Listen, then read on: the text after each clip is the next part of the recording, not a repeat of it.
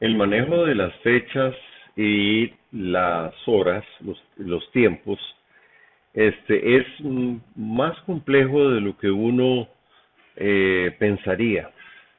C++11 introduce conceptos muy de alto nivel para lidiar con este tipo de problemas. Básicamente, los conceptos más importantes que genera o que inventa es el concepto de duración y el concepto de puntos temporales o time points. ¿Ok? También el concepto de época. ¿Ok? La época de un reloj es el punto cero del reloj. ¿Ok? Eh, digamos, algunos relojes tienen como época el 1 de enero de 1970, que es una fecha importante para la computación. Este, de ahí tenemos hacia adelante, tenemos duraciones positivas o hacia atrás duraciones negativas. Y puntos de tiempo, puntos temporales, son simplemente después de una cierta duración, eh, un punto temporal es un corte ahí, ¿verdad?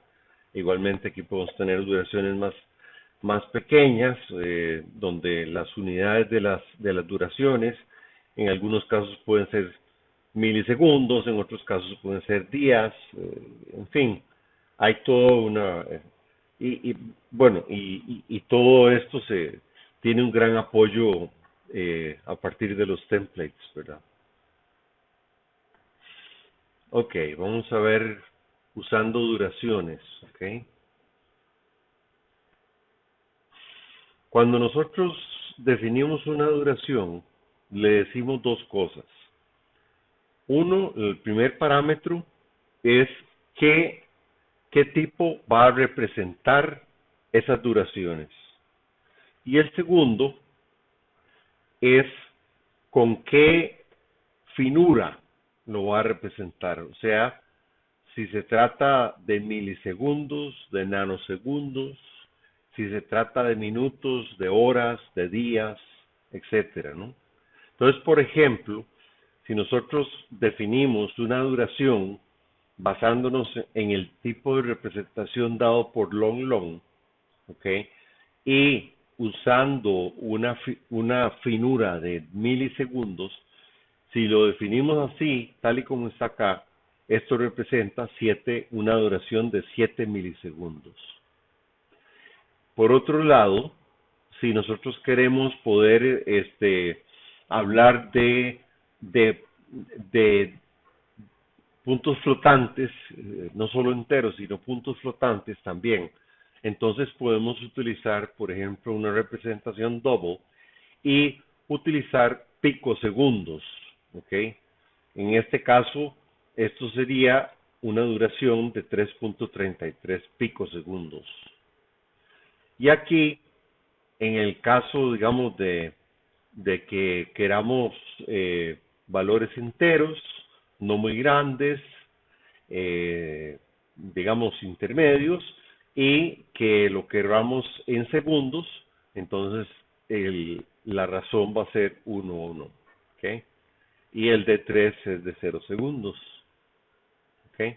Se inicializa en 0, si no le pone uno nada.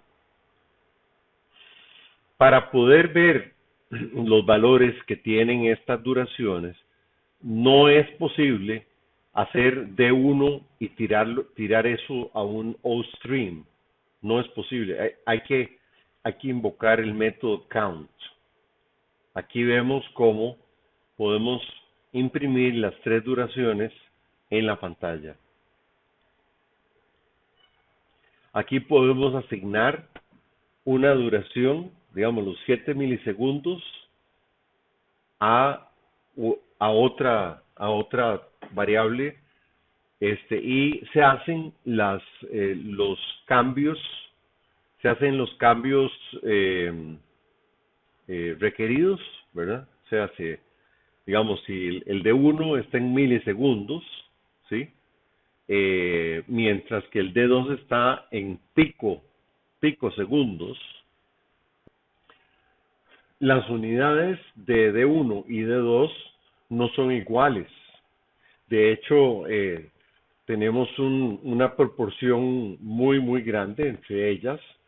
Podemos verlo acá un momentito en el compilador.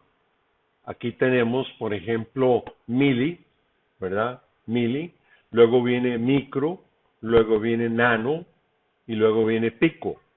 Entonces, estos son 1.000 millones de veces más, ¿sí? 1.000 millones de veces más.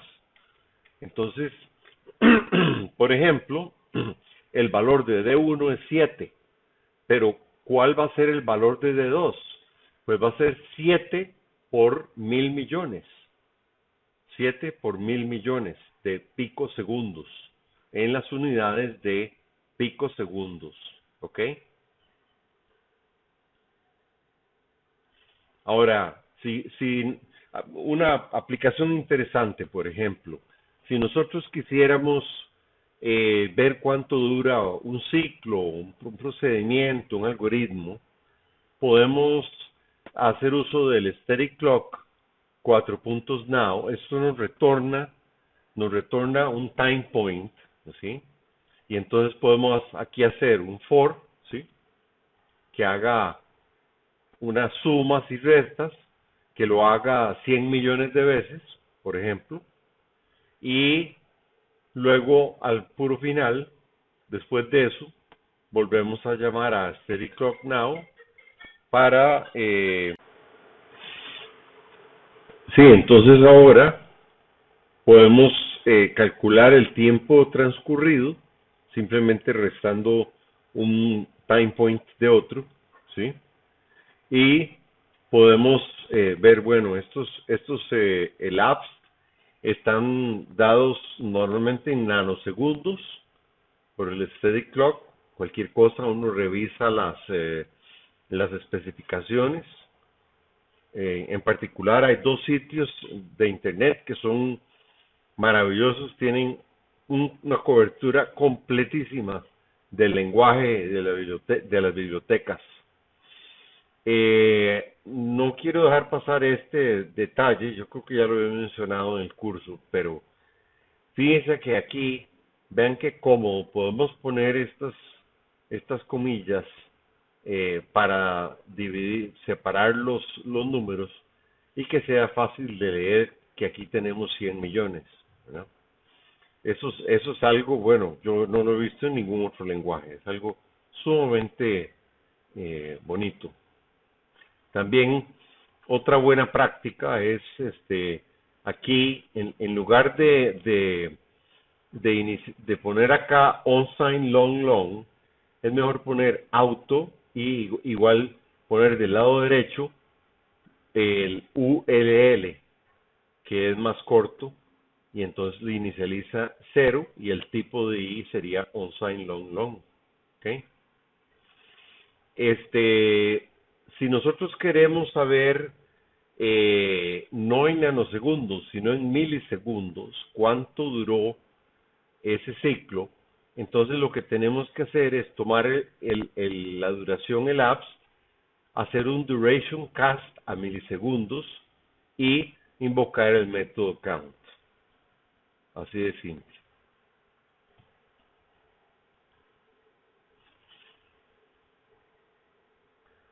Igualmente, aquí podemos ver que el elapsed lo podemos pasar a segundos. Cuando el ratio es 1:1, entonces estamos hablando de segundos. ¿Ven? Y entonces el for loop tomó d4.count segundos. Si nosotros ahora agarramos d4 y hacemos un duration cast a minutos, podemos averiguar cuántos minutos duró. Cuando la precisión se pierde, la copia no es permitida, ¿verdad? Por ejemplo, el apps que es en nanosegundos, no se puede asignar a una duración que sea en kilosegundos. en miles de segundos. ¿Ok?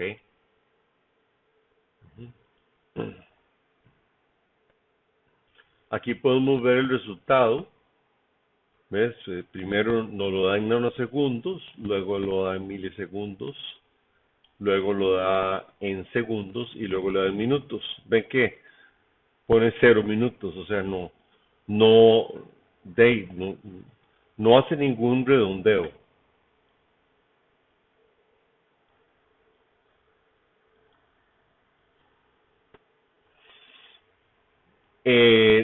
Las restricciones, vamos a ver ahora las restricciones que podemos tener. Nosotros podemos tomar milisegundos para inicializar milisegundos, eso está bien. Pero si, si nosotros este, tenemos microsegundos,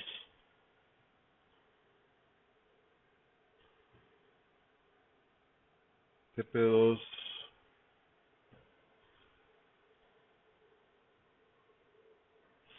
TP2 es en microsegundos, TP1, TP1 es en milisegundos. Entonces, sí podemos asignar milisegundos en una variable con duración o con unidades de microsegundos.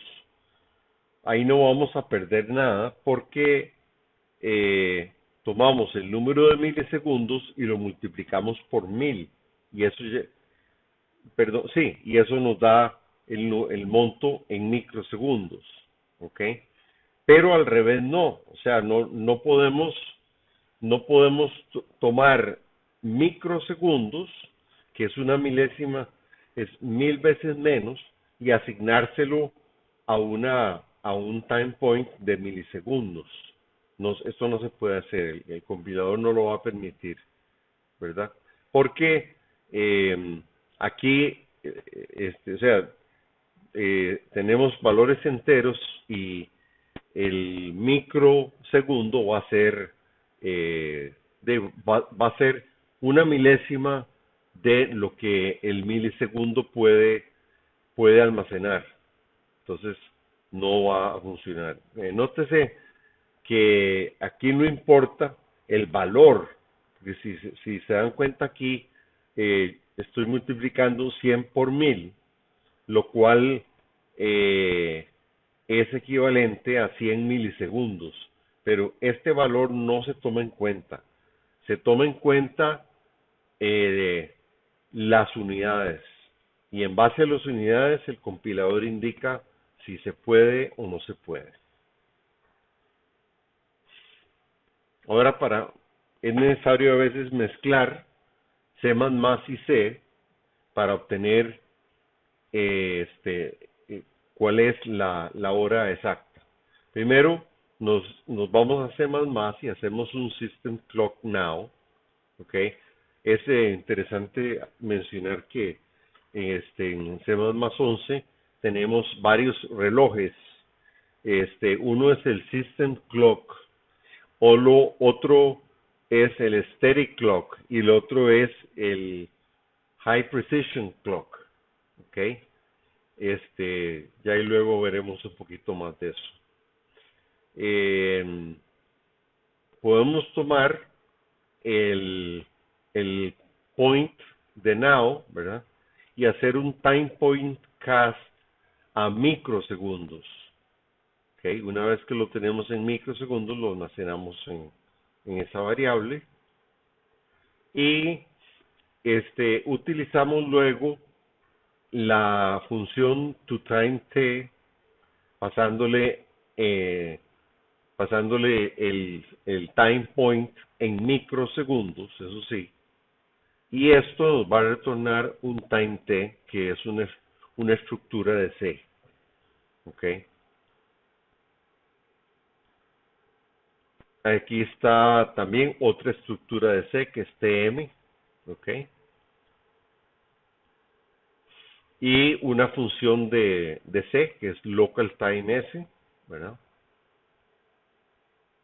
Que se le pasa la estructura time T y la estructura TTM, se pasa por puntero, porque así es como se hacían las cosas en C, cuando eran estructuras, no había el concepto de referencia, ¿ok?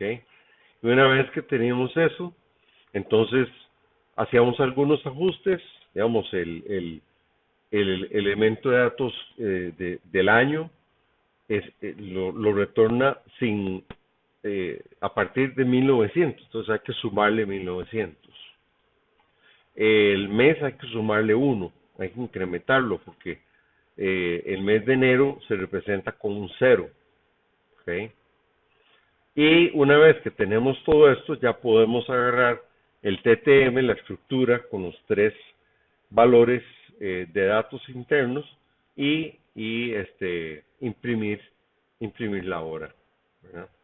También podemos poner el día del mes, el número del mes y el año, ¿ok? Y esa es una forma de obtener la hora actual y la fecha actual haciendo una mezcla inteligente de C++ y de C.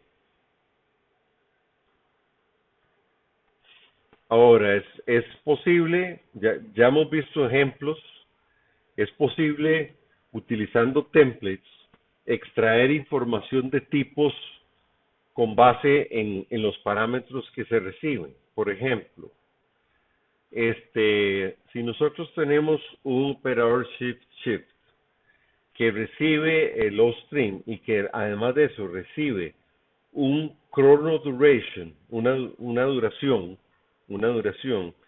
que tiene, perdón, que tiene una representación rep y un periodo unidad period, ¿verdad?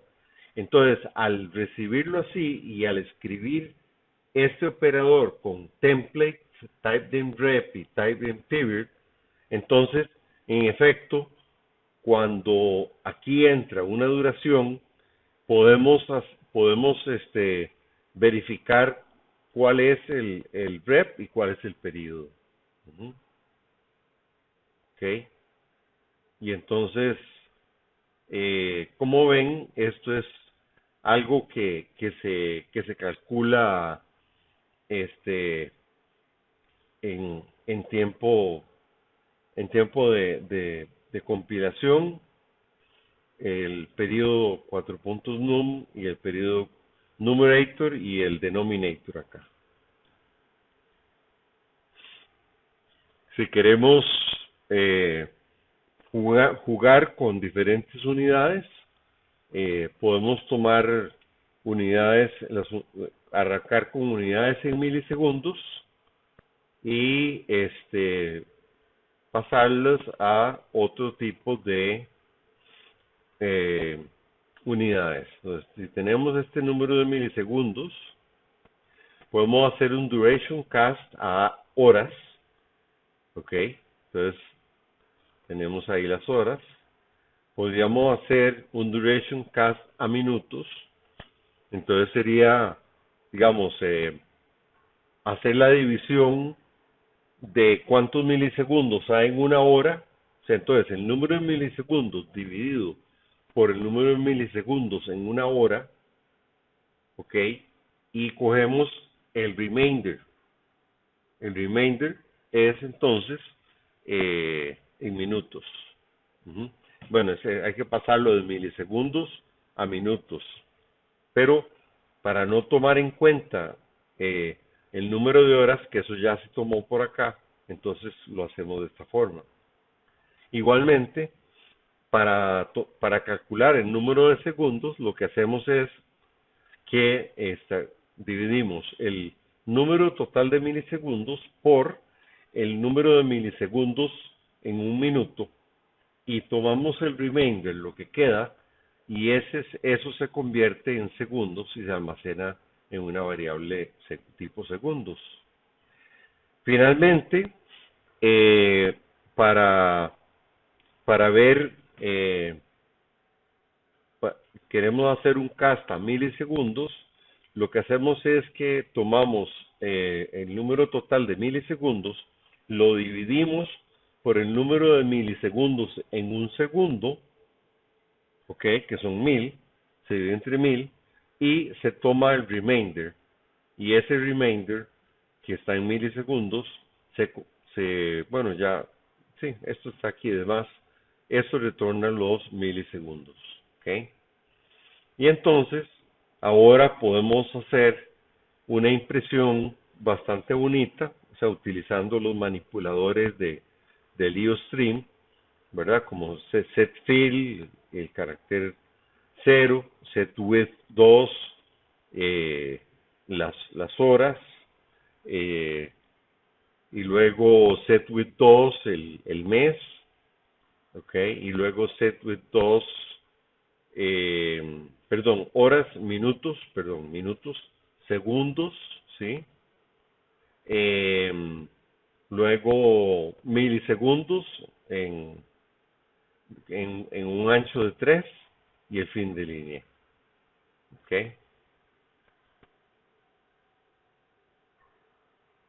Decíamos que era posible extraer información de relojes usando templates. Veamos esto acá. Si queremos imprimir detalles de un reloj en particular, podemos hacer lo siguiente.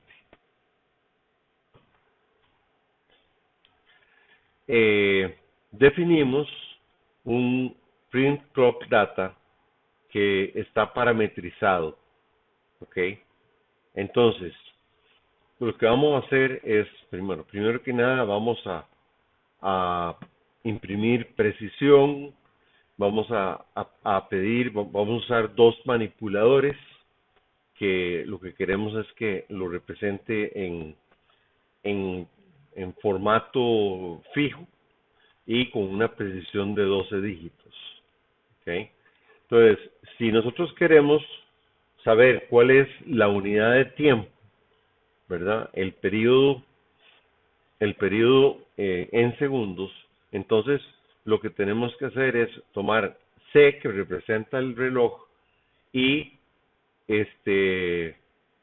pedir por el tipo period que está definido dentro de C. Como period es un tipo definido dentro de un template parameter, es obligatorio poner la palabra type name para decirle al compilador que se trata de un tipo, ¿sí? Y este periodo se almacena en esta variable p. Perdón, no es una variable. Es este using p es un sinónimo, es un alias de este periodo. ¿Ok? Entonces, si la unidad de tiempo es menor o igual a un milisegundo, ¿verdad? Entonces, haciendo esto es una ratio less equal, ¿ok? Esto es algo que se calcula en tiempo de compilación, comparando al periodo con mili. Entonces, si el periodo es el periodo es menor o igual a milisegundos, entonces convertir e imprimir como milisegundos, ¿sí? Entonces aquí lo que hacemos es que multiplicamos el periodo por 1000, ¿ok? Y ese tipo lo almacenamos o sea, le damos un alias de TT, ¿ok? Y luego eh, hacemos una división de TT numerator por TT denominator, ¿ok? Y ese es el número de milisegundos que tenemos. Si no, entonces quiere decir que la unidad de tiempo no es menor a milisegundos, entonces más bien va a ser de segundos o más, entonces se imprime en segundos. Y ven, aquí lo que tenemos es igual, se hace P num dividido entre P denominator segundos. Noten que sí debemos de hacer un cast en ambos casos de estos numeradores o denominadores a double para que la división sea una división flotante. ¿Okay? Y luego, si el reloj es un steady, o sea que nunca echa para atrás, esto es una condición particular, o sea, ¿quién va a decir que un reloj echa para atrás? Bueno, no. Lo que sucede es que un reloj puede estar caminando y se puede desfasar del tiempo real, entonces hay que hacer un ajuste. Esto haría que un reloj no sea steady, que su ritmo no sea continuo, ¿verdad? Y así es como podemos extraer detalles sobre un reloj. ¿Ven? Con solo pasar el reloj como un parámetro a la función template de print clock data. Entonces aquí podemos ver que invocamos print clock data pasándole system clock, luego print clock data pasándole steady clock y luego print clock data pasándole high resolution clock. Ok. Y ahí tenemos. Para pasar del time point a tiempo de calendario, entonces podemos hacer una función que se llame asString que reciba un time point, ¿sí? Y que retorne un string. Entonces, primero que nada, lo convertimos a system time. Entonces tomamos el system clock y le pasamos el time point, lo convertimos a time t, creamos un buffer, convertimos el time t a una fecha calendario, luego ese buffer lo usamos para inicializar una variable string, ¿verdad? O sea, fíjense que solo usamos buffers y cosas de C cuando es necesario. Y si TS no está vacía, entonces lo que hacemos es quitarle el, uh, el new line, hacer un resize del string, ¿verdad? Y luego se retorna el string, ¿verdad? Entonces, en print system clock info podemos hacer print the epoch of this system clock. Entonces tomamos el system clock time point y ven que no inicializamos el time point en nada, entonces el time point queda en 0. Por lo tanto, el valor, o sea, representa el epoch del system clock. ¿Okay? Entonces, podemos decir, ok, quiero ver cuál es el epoch de este time point en forma de unilera. ¿Okay? Y si queremos imprimir la hora actual, lo que hacemos es igual, hacemos un system clock, pero ahora esta vez le pedimos la hora en este momento y luego volvemos a hacer uso de la función asString para representar lo que es la fecha, ¿verdad? Y aquí podemos jugar con los time points. Y por ejemplo, si yo cojo un time point y le resto 24 horas, entonces esto me da un yesterday, ¿verdad? Entonces yesterday, as a string, yo le paso el yesterday y esto me va a imprimir la fecha calendario del día de ayer. Igualmente, si yo tomo el time point de ahora, el now, ¿verdad? Y le sumo 24 horas, entonces voy a tener tomorrow, voy a tener el valor de mañana. Fíjense qué interesante esto. Estos se llaman chronoliterals y nos hace capaces de utilizar, o sea, poner un número y ponerle un sufijo que inmediatamente convierte eso a horas. ¿Okay? Y aquí, ven, como tomamos el time point de tomorrow y lo convertimos en fecha calendario. Al revés, es calendar to time point, ¿verdad? Entonces, si tenemos el calendar time y queremos pasarlo a time point del system clock, entonces podemos hacer lo siguiente. Definimos el retorno y recibimos los diferentes parámetros de la fecha calendario, o sea, el año, mes, día, hora, minuto y segundo. ¿Okay? Y entonces creamos una estructura TM, ¿sí? Y o sea, vamos poniendo cada elemento dato de esta estructura, ¿verdad? Con los valores pasados. Uh-huh. Ven que en el mes aquí restamos 1 porque eso lo calcula de 0 a 11. En el año restamos 1900. Aquí esto es para determinar si estamos usando Daylight Saving Time. Al ponerle un -1 quiere decir que no. Y aquí hacemos un Make Time. Ok, Make Time pasándole la dirección de T. Nuevamente, así se pasaban las estructuras en C.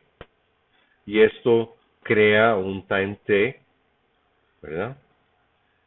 Y si el time T es -1, entonces hacemos un throw, lanzamos una excepción porque esto no puede ser, ¿ok? Y finalmente agarramos el valor del time T y se lo pasamos a la función from time T y esto nos retorna un time point. Los user defined literals, ¿ok? Son así definidos, ¿verdad? Por ejemplo, los días, las duraciones de días se definen como, bueno, con una representación entera, que no podemos tener fracciones de días, y con cuántos segundos corresponden a un día. Bueno, son 24 horas, ¿ok? Multiplicados por cuántos segundos por hora, que son 3600 segundos por hora. Entonces, esta es la definición de la duración days. Y para definir un user defined literal, ¿okay?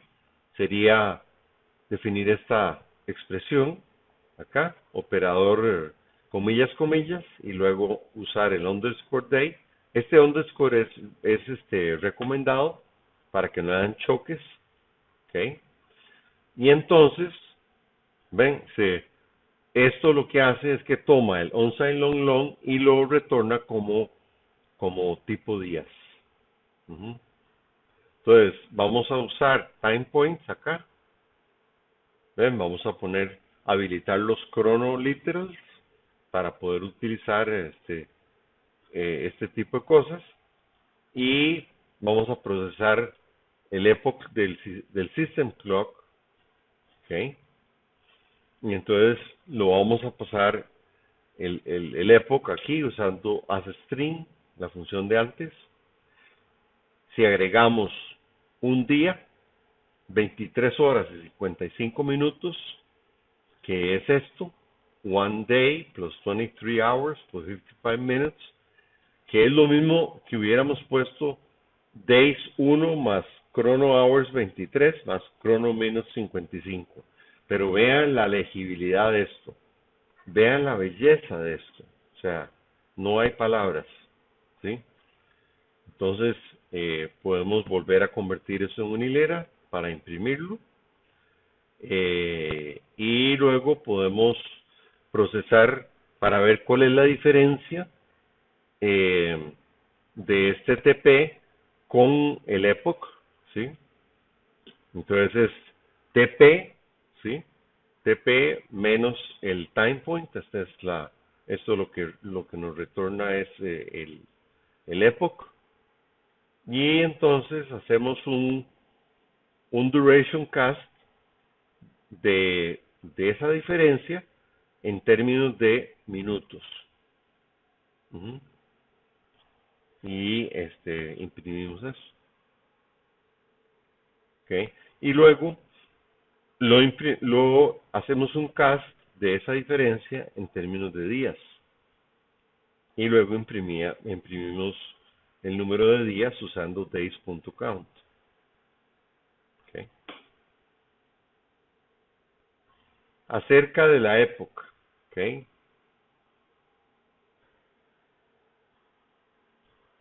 Procesar la época del system clock. Si nosotros hacemos time point system clock, esto ya se inicializa con el epoch. El epoch se puede convertir a una hilera si agregamos este número de días, horas y minutos, lo pasamos a una hilera, procesamos la diferencia y en números de días y en números de horas. Vean que aquí la lógica es igual que habíamos visto antes. Se toman diff y se divide, digamos, diff está en segundos, por ejemplo, se divide en el número, o milisegundos, en el número de milisegundos en un día, y se toma el remainder nada más. Y eso se hace un cast al número de horas, ¿sí? Lo mismo luego hacemos, cogiendo el diff y dividiendo y cogiendo el remainder, el número de una hora. ¿Okay? Igualmente hacemos con el número de segundos, tomando el remainder después de dividir por un minuto. ¿Okay? Y entonces la diferencia sería num days count, days, num hours y num minutes. Minutos y segundos.